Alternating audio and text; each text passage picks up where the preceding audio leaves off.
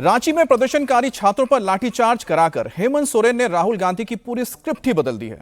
जो राहुल 2 हफ्ते से संसद में अमित शाह से जंतर मंतर की लाठियों का जवाब मांग रहे थे, वो अब खुद सवालों के घेरे में आ गए हैं। राहुल अब बैकफुट पर हैं और शाह अब संसद में फ्रंट पर हैं, यानी कि उनको अपर हैंड मिल गया है, मोर्चा संभालने के लिए तैयार हैं। रांची में छात्रों पर हुई बर्बर कार्रवाई के बाद बीजेपी अब कांग्रेस समेत पूरे इंडिया गठबंधन पर हमलावर है। लाठीचार्ज के खिलाफ आज बीजेपी रांची में बड़ा विरोध प्रदर्शन कर रही है। बीजेपी के कार्यकर्ता आज सुबह से रांची की सड़कों पर उतर आए हैं और सड़कों को जाम करने लगे हैं।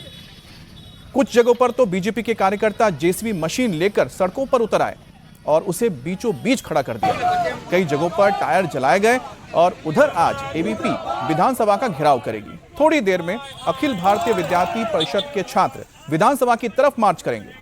कल अपनी मांगों को लेकर विधानसभा की तरफ शांतिपूर्ण मार्च कर रहे छात्रों को पुलिस ने जमकर पीटा था। उन पर आंसू गैस के गोले भी दागे थे, वाटर कैनन का इस्तेमाल किया गया।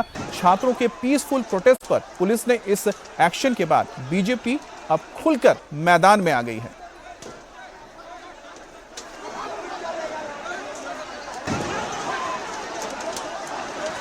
तो ये कल की तस्वीर देख रहे हैं, किस तरह से छात्रों पर लाठीचार्ज किया गया था और इसी के विरोध में आज बीजेपी ने बंद का ऐलान किया है। रांची में छात्रों पर पुलिस ने दिन के उजाले में जिस तरह से बर्बर सलूक किया, उसके बाद पूरे रात अंधेरे में भी स्टूडेंट्स के ऊपर इसी तरह से लाठियां बरसाई गई। पुलिस ने अंधेरे का फायदा उठाया और शांतिपूर्ण ढंग से प्रदर्शन कर रहे छात्रों के ऊपर लाठीचार्ज कर दिया। 100 से ज्यादा प्रदर्शनकारी इसमें घायल हो गए। छात्र नेता देवेंद्र महतो भी इस वक्त अस्पताल में भर्ती है। हद तो यह है कि छात्रों को पीटने के बाद रांची पुलिस प्रोटेस्ट साइट भी पहुंची और वहां विरोध प्रदर्शन में शामिल छात्रों के नाम नोट किए गए। पुलिस के इस रवैये को लेकर प्रदर्शनकारी बेहद ही गुस्से में हैं। कह रहे हैं कि अब कुछ भी हो जाए, जब तक उनकी मांगें पूरी नहीं होती है, उनका आंदोलन आगे जारी रहेगा। हमारी सबसे बड़ी मुख्य मांग है जेएसएससी सीजीएल परीक्षा रद्द हो, उसमें सीबीआई जांच हो। उसके अलावा टीडीपीएल एजेंसी द्वारा जितनी भी एग्जाम ली गई सब रद्द हो, सीबीआई जांच हो। लेकिन ऑन स्पॉट पर जेएसएससी सीजीएल अभी रद्द का हम लोग मांग करते हैं। जयपाल स्टेडियम में जो आंदोलन आप लोगों का चल रहा था, कब तक जारी रहेगा? अनिश्चितकालीन आंदोलन है। जब तक सरकार हमारी 100% मांगे नहीं मान लेती है, हम लोग धरना प्रदर्शन जारी रखेंगे। टेक्निकलिटी बोल करके हम लोगों को बरगलाया जा रहा है कि जिन भर्तियों में नियुक्ति हो चुकी है उसको रद्द नहीं किया सकता। सुप्रीम कोर्ट का गाइडलाइन है 2006 का कि अगर दूषित है प्रणाली, पूरी की पूरी परीक्षा प्रणाली, तो रद्द किया जा सकता है। तो हम लोग अब यह नहीं सुनने वाले हैं। दूसरा बात कि वो हमसे वार्ता क्यों नहीं करना चाह रहे हैं, अब तो ये सरकार ही बताएगी कि क्यों बात नहीं करना चाह रही है। दूसरा, अब हम भी बात नहीं करना चाह रहे हैं। अब रद्द होगी तभी बात होगी, और बात भी होगी तो सिर्फ सीएम से होगी। और हमारे सहयोगी अभय पराशर हमारे साथ रांची से जुड़ गए हैं। अभय, सबसे पहले तो ये बताइए कि इस वक्त क्या हालात हैं, आप कहां पर मौजूद हैं, इस बंद का क्या असर आपको देखने को मिला है? देखिए, सुबह आज बीजेपी, जो झारखंड बीजेपी है, उन्होंने सुबह 8 से 10 बजे तक एक बंद का आह्वान किया था कि जिस तरीके से जेएसएससी और साथ ही जेपीएससी के अंदर जो भी धांधलेबाजी हुई, उसकी नाराजगी को लेकर, छात्रों के साथ देने को लेकर एक बंद का आह्वान किया गया। सुबह कुछ चौक पर टायर जलाकर अपना विरोध प्रदर्शन किया गया। हालांकि अब 10 बज गए हैं, मार्केट खुली हुई है, जो ट्रैफिक है वो चल रहा है, टैक्सियां चल रही हैं। हालांकि आज स्कूल जो हैं उनको बंद झारखंड के अंदर रखा गया है, स्कूल कॉलेजेस को बंद रखा गया है। ये झारखंड बंद का असर है जो कि बीजेपी ने आह्वान किया था। इसके अलावा जो इंपॉर्टेंट आज है, अमित एबीवीपी के जो कार्यकर्ता हैं, जो एबीवीपी के छात्र संगठन है, उन्होंने आज एक मार्च कॉल किया है पुरानी विधानसभा से लेकर नई विधानसभा तक। लगभग 5 से 6 किलोमीटर का ये रूट है, जिसमें पेपर में जो भी धांधलेबाजी हुई है, जिस वजह से स्टूडेंट्स लगभग आज 17वां दिन है जो अपना प्रोटेस्ट कर रहे हैं, लगातार अपना एक आंदोलन कर रहे हैं, उसको लेकर एबीवीपी आज पुरानी विधानसभा से नई विधानसभा तक पैदल मार्च करेगा। और एबीवीपी का ये कहना है कि वो हेमंत सोरेन सरकार से जवाब मांगेगा कि आखिरकार छात्रों की मांगों को पूरा क्यों नहीं किया जा रहा। इस पर सबकी नजर रहेगी, क्योंकि कल भी हमने देखा जिस तरीके से जो छात्र हैं, जो कई दिनों से प्रोटेस्ट कर रहे थे, पुरानी विधानसभा से उन्होंने अपना मार्च शुरू किया, नई विधानसभा तक वो गए। ये भी देखा गया कि नई विधानसभा पर जब वो पहुंचे तो कई बार लाठीचार्ज हुआ। और रात को जब छात्र संगठन और दूसरा जो छात्र नेता है देवेंद्र नाथ महतो, जब ये विधानसभा परिसर के अंदर बैठ गए तो इन पर भी लाठियां बरसाई गई और इनको वहां से खदेड़ा गया। उसी रूट पर आज एबीवीपी जाने वाला है। उसी तरीके की तैयारी जो है वो पुलिस प्रशासन की होगी। जगह जगह बैरिकेड लगाकर इन लोगों को रोकने की कोशिश की जाएगी। 11:30 बजे ये लोग पुरानी विधानसभा पर एकत्रित होंगे और वहां से पैदल चलना शुरू होंगे। तो वहीं जिन छात्रों को कल खदेड़ा गया था विधानसभा से, जो अपना आंदोलन कर रहे हैं, उनका 17वां दिन है। वो लगातार जयपाल मुंडा स्टेडियम में बैठे हुए हैं। कई छात्र घायल हैं। देवेंद्र नाथ महतो जो है उनको अस्पताल में भर्ती कराया गया है। उनकी हालत फिलहाल स्थिर बनी हुई है। लेकिन सबका यह कहना है कि अब जब तक सीजीएल एग्जाम रद्द नहीं होगा, जेएसएससी सीजीएल, ये लोग बात नहीं करेंगे, मंत्रियों से बात नहीं करेंगे। अगर बात करनी है तो सीधा सीएम हेमंत सोरेन ही इनसे बात करें। अबे तो आप ये बता रहे हैं कि कल जिस तरह से लाठी चार्ज हुआ उसके बाद जो छात्र हैं और ज्यादा अडिग हो गए हैं अपनी मांगों को लेकर। अब बात होगी तो सीधे सीएम से होगी, अब किसी मंत्री से या फिर किसी डेलीगेशन से बात नहीं होगी। रांची में कल जो हुआ उसने राहुल गांधी की पूरी स्क्रिप्ट खराब कर दी है। 20 जुलाई को जंतर मंतर पर हुए लाठीचार्ज के बाद जिस तरह से राहुल लगातार केंद्र सरकार और खास तौर पर गृह मंत्री अमित शाह पर हमलावर थे, अब उनके लिए पूरा का पूरा सीन ही बदल चुका है। कांग्रेस भी झारखंड की सोरेन सरकार में शामिल है, इसलिए रांची में चल रहे स्टूडेंट प्रोटेस्ट पर अब तक वो बचकर निकल रहे थे। लेकिन कल छात्रों पर हुई कार्रवाई के बाद राहुल को भी बोलना पड़ा कि जो हुआ गलत हुआ। लेकिन अब बीजेपी अटैकिंग मोड में है। केंद्रीय मंत्री जेपी नड्डा कह रहे हैं कि रांची में जो हुआ है वो तो राहुल गांधी के इशारे पर हुआ है। झारखंड के छात्रों के लिए मेरा मैसेज क्लियर है। We condemn any violence against peacefully protesting students. Does not matter where it is happening, we condemn it, we are against it, we do not recommend it, we do not support it. We are very clear, कोई confusion नहीं हमारे mind में। तो peaceful जब तक protest हो रहा है, कब उस प्रोटेस्ट को हिंसा से अटैक करना उसके खिलाफ है। आज उनको झारखंड में छात्रों की आवाज सुनाई नहीं दे रही है क्या? आज उनको, और मेरी जानकारी बताती है कि उनके इशारे पर वहां कटीली तारें लगाई गई हैं। उनके इशारे पर जो सरकार के पार्ट एंड पार्सल हैं, वो सरकार वहां चला रहे हैं।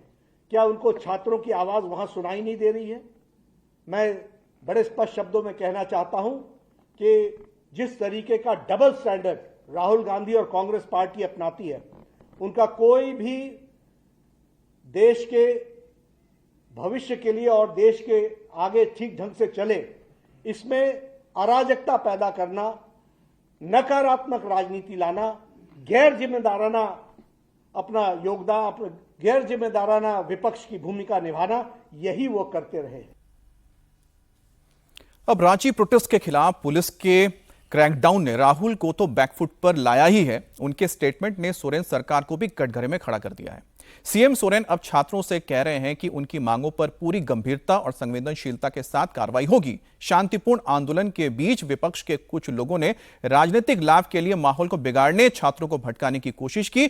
ऐसे में किसी के राजनीतिक नैरेटिव के बहकावे में ना आए, ये कहना है अब सरकार की ओर से।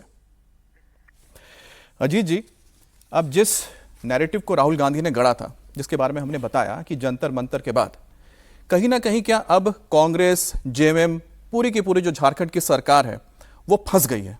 देखिए, इसमें कोई संदेह नहीं है। अब ये तो जवाब देना होगा ना कि जिस तरह से जंतर मंतर पर लाठियां चली, छात्र घायल हुए, उसी तरह से झारखंड में भी लाठियां चली हैं।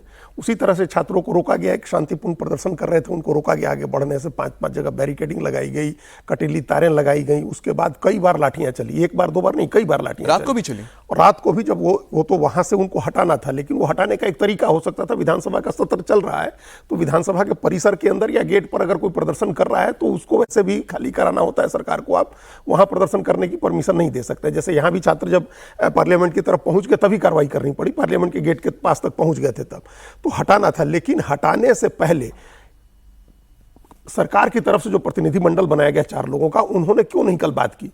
आप 11 बजे जब छात्र विधानसभा की तरफ आए तब बात कर सकते थे। जब जब पहला दूसरा बैरिकेड टूटा तब बात कर सकते हैं। जब वो विधानसभा के पास पहुंच गए तब आप एक डेलीगेशन लेकर के जा सकते थे। सरकार को क्या पॉलिटिकल राजनीतिक समझ क्या कहती है कि आप एक पहल करिए। इस समय सबसे अच्छी बात यह होती थी कि मुख्यमंत्री वहीं बैठक करते पार्लियामेंट विधानसभा के अंदर, और नेता प्रतिपक्ष को भी कहते और तमाम दूसरे नेताओं को कहते कि हम लोग चल के साथ में छात्रों से बात करते हैं और उनको कमिट करते हैं कि वो जो उनकी सारी मांगे हम लोग मानेंगे और आंदोलन खत्म करते हैं।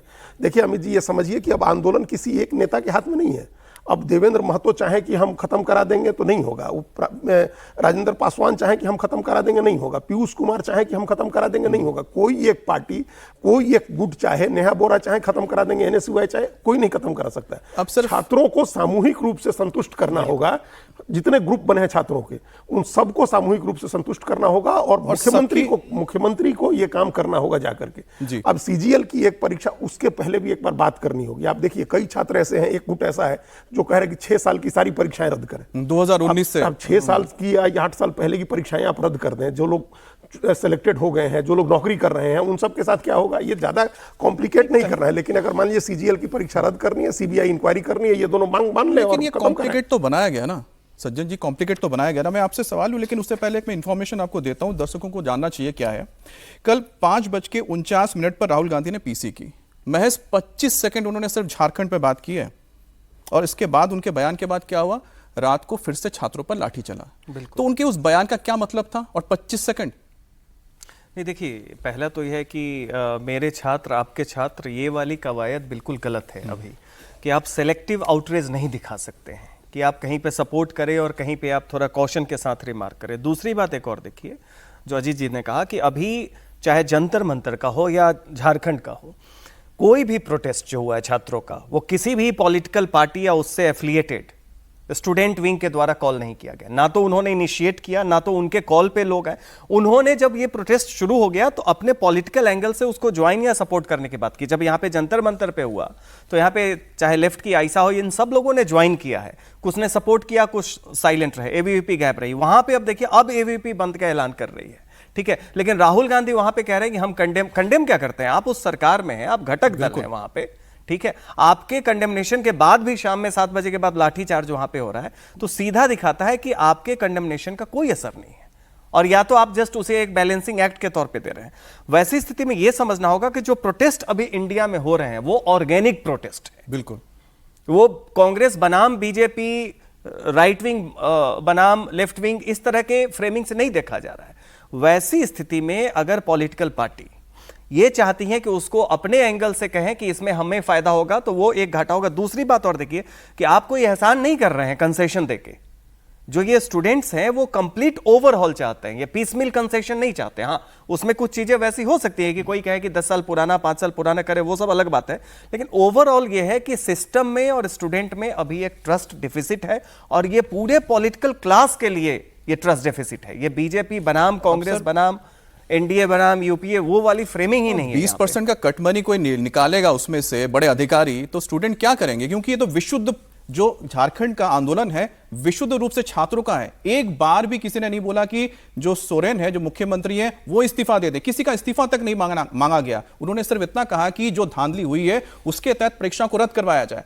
अब संसद भवन परिसर में एनडीए सांसदों की एक मीटिंग चल रही है। पीएम मोदी की अध्यक्षता में मॉनसून सत्र के दौरान यह चौथा मंगल मिलन समारोह हो रहा है। 21 जुलाई को पहला मंगल मिलन समारोह हुआ था। आज एनडीए सांसद अपने हाथों में तिरंगा लेकर संसद भवन पहुंचे हैं। इस तस्वीरें आप देख रहे हैं। मीटिंग के दौरान सभी सांसदों के हाथ में आपको तिरंगा नजर आ रहा होगा। वंदे मातरम के नारे लगाए जा रहे हैं। जाहिर सी बात है कि तिरंगा यात्रा की शुरुआत हो चुकी है पूरे देश में, और 15 अगस्त को स्वतंत्रता दिवस है।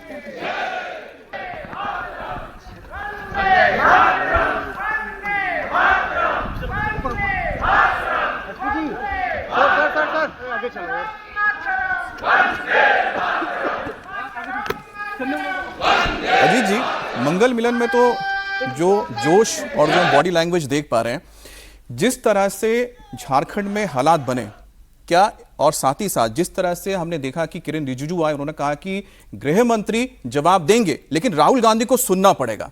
क्या अब जो सरकार का जो डिफेंसिव अब तक अप्रोच था वो ऑफेंसिव बन गया है? नहीं, ये बिल्कुल बन गया है। एक तो मौका मिल गया ना झारखंड से। आप जिस चीज के लिए राहुल गांधी, कांग्रेस पार्टी, भाजपा का विरोध कर रहे थे, सरकार दिल्ली की पुलिस का विरोध कर रहे थे, वही काम आपने झारखंड में आपकी सरकार ने कर दिया। आपकी सरकार ने कतई कोई संवेदनशीलता और सहानुभूति नहीं दिखाई है। आप कह रहे हैं कि हमने 95% मांगे मान ली, 98% मांगे मान ली, तो 100% मानने में क्या दिक्कत है? 2% किसके लिए छोड़े हुए हैं?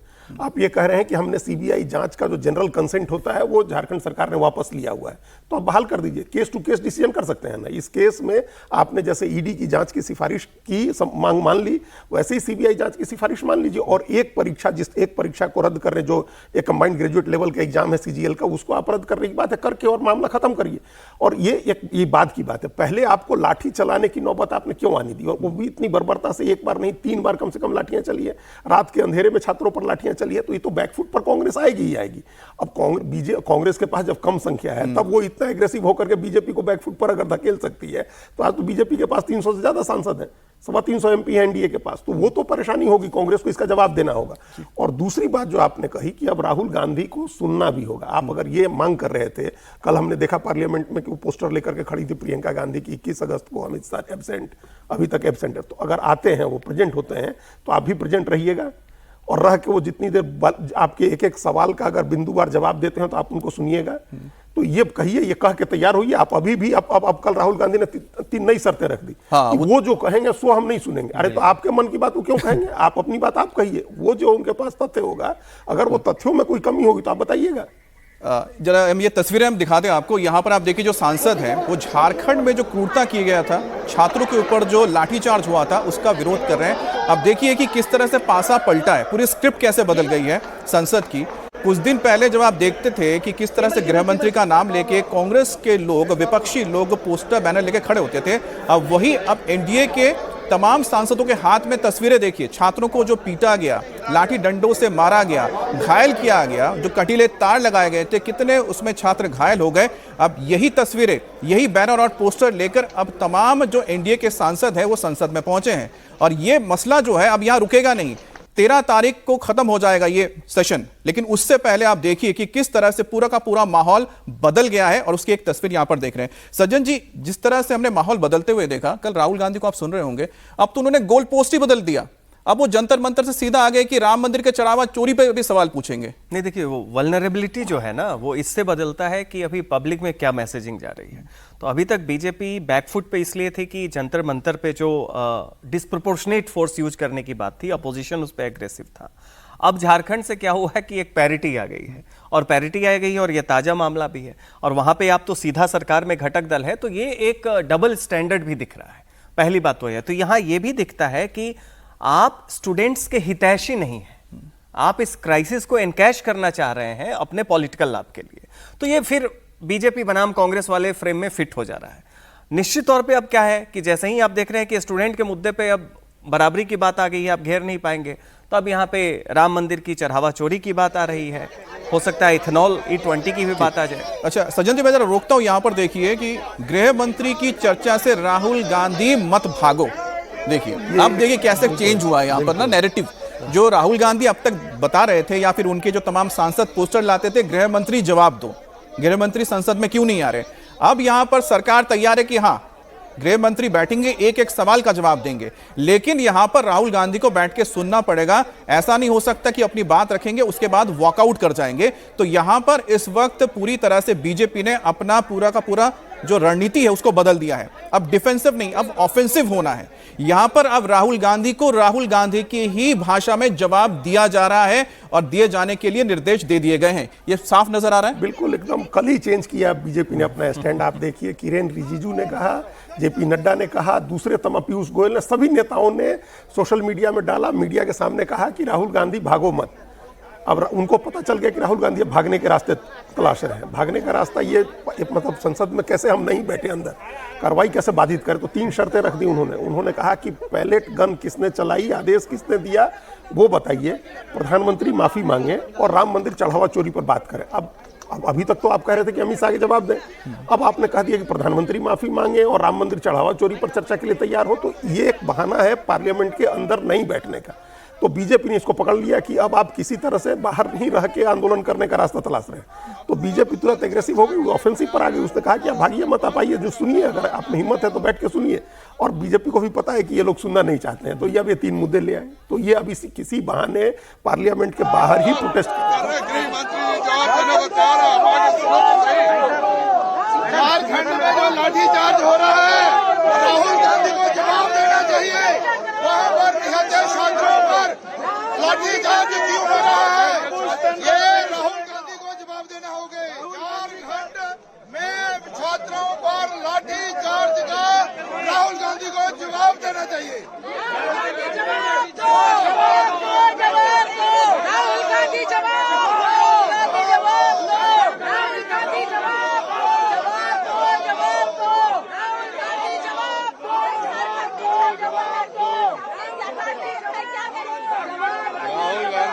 विपक्ष ने पूरा सदन के सेशन बिगाड़ा है।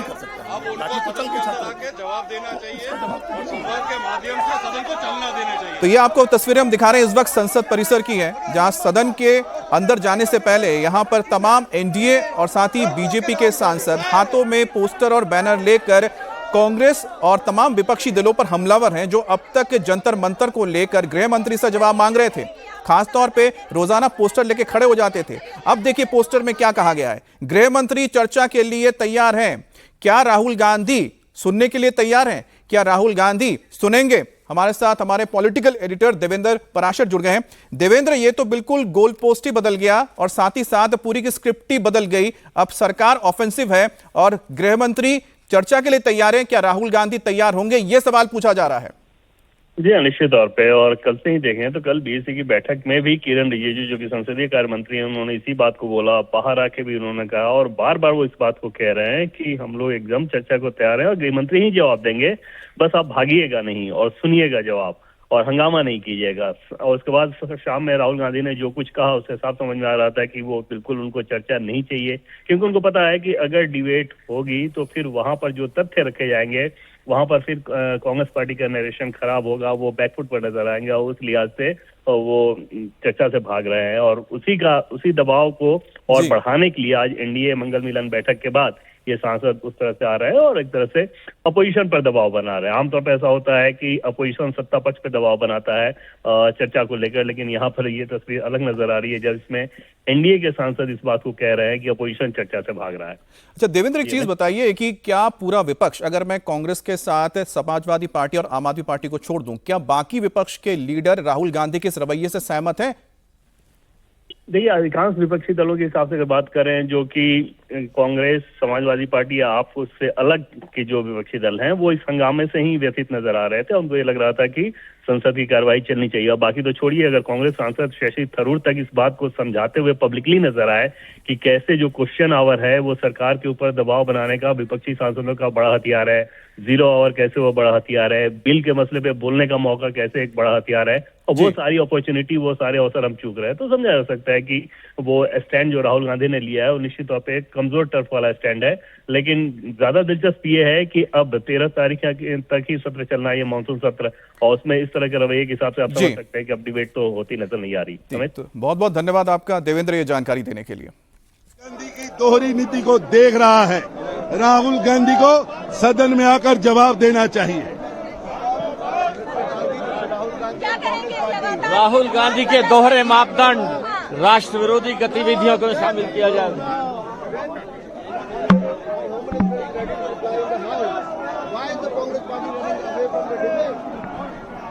मनोज जी क्या कहेंगे? मनोज जी, अरे यहाँ से उनको मारा गया, उन पे वाटर कैनन से लेकर टीयर गैस से लेकर इस्तेमाल की जा रही है, तो 1 मिनट हमें निकलना पड़ेगा ना, उसको लेकर हम जवाब मांग रहे हैं।